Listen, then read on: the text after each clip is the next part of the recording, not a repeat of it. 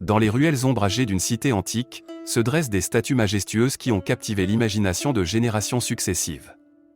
Les statues grecques, réputées pour leur beauté et leur réalisme saisissant, ont toujours fasciné les amateurs d'art et les historiens. Mais aujourd'hui, il est temps de démystifier une idée fausse qui a persisté pendant des siècles, la taille des organes génitaux représentés dans ces sculptures. Contrairement à la croyance populaire, les statues grecques ne sont pas le reflet d'une population dotée d'attributs génitaux de petite taille.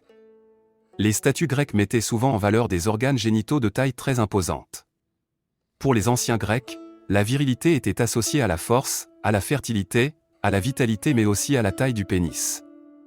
Les sculptures, qu'elles soient en bronze, en marbre ou en pierre, étaient destinées à représenter la perfection physique et spirituelle.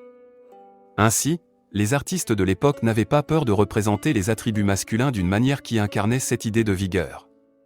En Grèce antique, posséder un grand pénis était considéré comme l'une des choses les plus importantes pour un homme. La valeur d'un homme à cette époque était directement corrélée à la taille de son sexe. Les statues grecques représentant des organes génitaux de petite taille sont en réalité une rareté et ne sont pas véritablement représentatives de l'époque de la Grèce antique. Ces représentations anatomiques sont en grande partie issues d'une époque bien postérieure, à savoir la Renaissance. Cependant, la société de la Renaissance avait des normes et des valeurs différentes de celles de l'Antiquité. Certaines œuvres sculpturales de la Renaissance ont intégré des figures masculines avec des organes génitaux de petite taille, en partie en réponse aux attitudes changeantes envers la pudeur et la moralité. Dans les annales de l'histoire, c'est la taille du sexe qui témoignait de la grandeur d'un homme au cœur de la Grèce antique, Ludomir Valerianovitch.